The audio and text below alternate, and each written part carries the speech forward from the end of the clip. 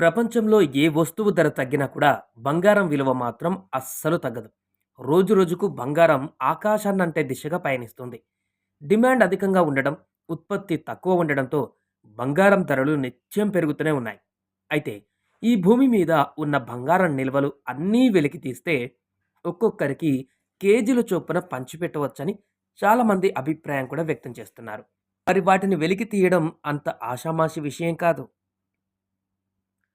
ప్రపంచంలో చాలా ప్రాంతాలలో బంగారం నిల్వలు ఉన్నాయి. అంతేకాదు ఇక్కడ పెద్ద మొత్తంలో ముడి చమురు నిల్వలు కూడా గుర్తించారని మనందరికీ తెలుసు. అయితే ఇప్పుడు దాయాది దేశం పాకిస్తాన్‌లో బంగారం నిల్వలు భూగర్భంలో ఉన్నాయన్న విషయం బయటపడడంతో అక్కడ ఒక్కసారిగా ప్రజలు ఎగిరి గంతేస్తున్నారు. ముఖ్యంగా ప్రపంచంలో చాలా ప్రాంతాలలో బంగారం నిల్వలు ఉన్నాయి. ఇలాంటి వాటిపై ప్రభుత్వాలు ప్రత్యేక దృష్టి సారిస్తున్నాయి. అయితే తాజాగా పాక్‌లో కూడా ఒక ప్రాంతంలో బంగారం నిల్వలు ఉండడంతో ప్రజలు పెద్ద ఎత్తున వెతికే పనిలో ఉన్నారు.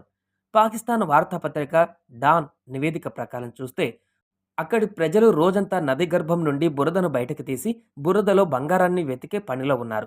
వారు బురదతో నిండిన బకెట్లను ఇంటికి తీసుకువెళ్లి ఆ బురదలో బంగారాన్ని వెలికి తీసేందుకు ప్రయత్నిస్తున్నారు.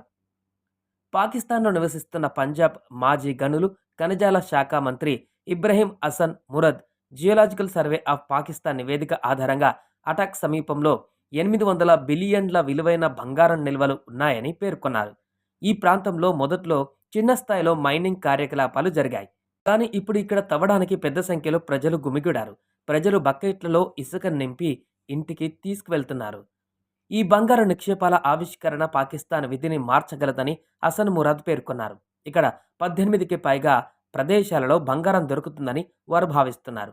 మాజీ గనులు, ఖనిజాల మంత్రి ఇబ్రహీం హసన్ మురాద్ ఈ ప్రాంతంలోని మొత్తం 9 బ్లాక్లలో అతిపెద్ద బ్లాక్లో 155 బిలియన్ల బంగారం ఉండవచ్చని పేర్కొన్నారు.